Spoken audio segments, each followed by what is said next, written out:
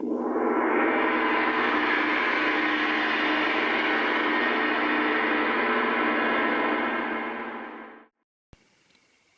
got my hands on this a little while ago, and it's one of those brilliant models, a real Airfix wonder. I probably made 5 or 6 of these when I was a kid, and it is just an incredible vehicle. It is one of the greats of any period, and I'm a big fan of Halftracks, and the Americans really, you know, pulled an ace from out of their sleeves, and this and its related vehicles were so adaptable. It's remarkable, and because this is so old and so of its era, I'm going to be very cautious with it. Whoever had it has opened it and then stapled it up again. And I'm going to leave it like that, and I'm going to do this instead, because not only is it basically one of those with a few differences, but it's got that mighty array of anti-aircraft guns, and it's an old Matchbox one, so let's do that one. Thing is, I got this off a mate. That mate, he gave me, some of you will probably remember from ages ago, gave me a box of models, and he warned me some of them have got bits missing. I've had a look, and this one has got the tracks missing. We'll find a way around that. I've probably got some tracks somewhere, but I wouldn't know where. It could be located strategically against a wall and a ruined tank or something, couldn't it? Something like that. Anyway, we'll make it for the fun of it and see how it comes out.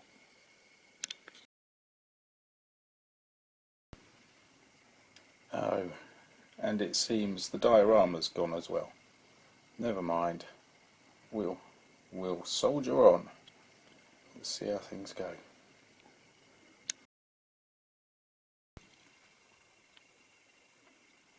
A nice little chassis, upside down at the moment. And we'll soon flip it up and get the flooring in. I should say the paintwork, my mate had sprayed it a funny green, so I've weathered it down a little. We'll see how it all goes together and then blend it a little. So that's that. So I have, it looks a bit dark, doesn't it? I've twiddled in a knob. Oh, I can't speak. Never mind. What was I on about? Well, I've got the chassis going and I've got the base on. I'll let it dry, so while I'm letting it dry I'm working on them. I was going to say machine gun. That would be an understatement, wouldn't it? Oh, now we can't focus. On working on the anti-aircraft gun. Good grief. That took it out of me. A lot of progress has been made, but this isn't one of those models that sort of falls together. Quite the reverse, in fact. There's a lot of parts that rely on their neighbour to, you know, remain in place. So you have to get a whole bunch of things done in one go.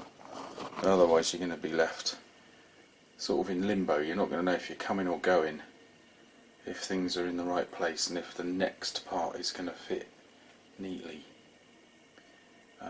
Which isn't a problem, it just means we've virtually got the whole thing made now. So, sorry about that.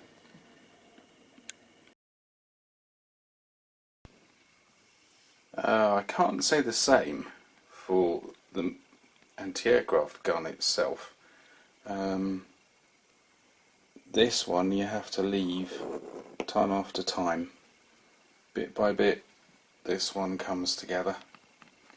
And at the moment I'm just waiting for the guns themselves to become fixed assets before sticking the last few little bits on. It's terribly dark, isn't it? This is daylight, folks. Anyway, so that's drying. In the meantime, various boxes and lumps and bumps have been added to the interior. So we're almost there. In fact, let's just look at... That's all we've got to go. Steering wheel's not on because I'd quite like to put a driver in, but I don't know that I've got a figure to do it, and I'd like the figure to be... Oh, I must have. Yeah, we can do this, even if it takes another film. Well, as you can see, things aren't that great light-wise, are they? Look at that. Yuck. But this is it, and it's coming along, it's going okay, so worth pursuing. Oh, getting windy now, and just making some adjustments. Strangely, I managed to get the gun to rotate, which was not intentional, but I did put the little ring at the bottom. It could be a useful little thing in its own right, couldn't it? Dioramas, gun emplacements, that kind of thing, bit of wargaming. That's worth remembering.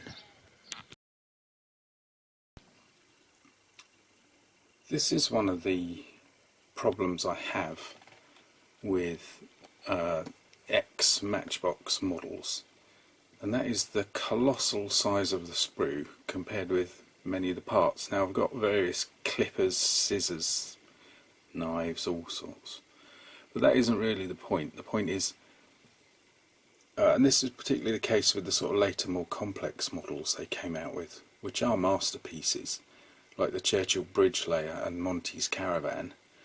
They are brilliant, and they do require a lot of spruage to get the plastic into the parts without any problems. But look at that, you can hardly get in to the object for the amount of sprue. And I made the bridge layer years ago when I had the computer problems and I lost the film, and it took a month of Sundays to do, and I felt I spent more time managing the sprue, not even getting to the parts, but doing this kind of thing where you cut the sprue up to be able to get to the part anyway, and that really that blew my mind. More time on the sprue than on the parts. It's a complicated business, isn't it? Oh, and by the way, that's the last part to go on. It's nearly the end of the day, and suddenly the sun has come out. So let's get another quick look.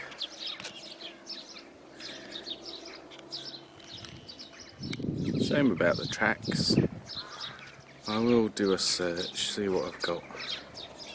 But like I said, I doubt if that's going to happen for this film. Just get it done, I think, this time round. That's all the parts on now. So we are there in many respects. Yeah, let's put some markings on. Ooh, just a little bit of a tight fit there.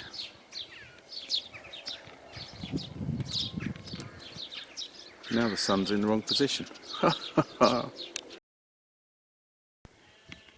And there we have it without tracks. So what I will do is I will strategically place some fake hedges either side of it, and that way we have an excuse, we have a get out, and then one day when I find some tracks I can put them on. I agree. And for once we've got a nice bit of weather with a little bit of light. And look at me, I'm well pleased that this anti-aircraft gun goes round. What a big kid. Hey, there we are. So I got myself 2 bits of the legendary, fantastic and wonderfully smelling sphagnum moss, or whatever it is, that they tend to sell for model railways. And I was going to put those along the side when I found, I don't know if the camera's going to pick this up, that in this heat the local moss is peeling off the wall something terrible. So I found a bit on the floor, I didn't even have to pick it off. And I suppose that's more in keeping. But now we can't see much of the vehicle really, can we? Just get hold of some tracks, man. Do you know, if I'd realised it was going to be this bad, I wouldn't have made the model until I'd found the tracks. I thought this would be, it'll add a little dimension, perhaps some humour. I was wrong. I'm liking the way the light is picking up the anti-aircraft gun. So anyway, so I'm minimalising the tracks by viewing the vehicle from the rear and putting the track side, so to speak, to the sides of the vehicle in the shade. How about that? I've completely lost the markings to weathering there. I've done the same on the front, sadly. And the cat is whinging something chronic today. It's very nice to see a lovely blue sky too, but it undermines the need for an anti-aircraft gun, really, doesn't it? Because there's nothing up there, which seems to have been the case after D-Day, doesn't it? So what were they used for? I believe some were shipped over to Russia, and they wouldn't really need a lot in the Italian campaign because that was even worse for Luftwaffe support. So anti-tank missions, etc. The British made one, didn't they? I think it was on the chassis of a Crusader or something similar, a variant of, and they built a turret. Nothing like over-engineering it, lads, as usual. Whereas the Americans just put an anti-aircraft gun in, which is clever. The Germans would take a simple approach like that at times, although they did fit the anti-aircraft guns in turrets on the Panzer IV, of which I have at least one model in the stash waiting to be made. And the cat's really getting on my nerves. Like, she's distracting me, something chronic. I do like these mossy bits of wool. I think it's really quite, it has a obviously natural feel, but somehow it's almost to scale because it's all tiny filaments, which is great. I also like this bit of wool with the flat, not very dimpled surface, quite broad. It has a bleak quality. The only problem is it's at a funny angle, which always makes things a bit weird. Things don't look even. And if I level that out, look how much the tyre's got to come off. Anyway, but I like it there, particularly in this sunny, blue skied environment. Just there. The vehicle's there doing its thing. Let's embed it. Embed. I'm a bit sick of that word. Let's squish it into the surface. So there we have it. I believe it's done. I haven't put the man in the driver's seat because I couldn't find one that I would want in the driver's seat, so we might get around to that another day. And it is a good model. Well done, Matchbox. I think they did push themselves to their limits a bit. But that's to be admired, really, isn't it, on the whole? So it has its tricky moments, but gets there in the end. And I don't think I've over-weathered it. I think, ooh, the star is overlapping on the flaps that come down. Perhaps some very clever soldier has just painted a little white triangle on the interior so that you get the star to look proper, correct. Anyway, there it is, one of the most magnificent vehicles you'll ever get. There's one of these, can't remember if it's got the anti-aircraft gun in the back or if it's just an open back, but there's one of these used to drive around Exeter. Used to watch the rubber tracks, ironically, as it took sharp bends at a fair speed, probably 45 miles an hour or more, and you'd see a little bit of steam come off, and you'd see the black marks on the road as you followed it round. And it used to go at a fair rate of knots. It's a hell of a vehicle. Anyway, there we are. That's that one, and I'm glad it's back in my collection, so to speak. Haven't had it since I was a youth. And thank you for watching. More again soon. I think we might have another Halftrack, ironically.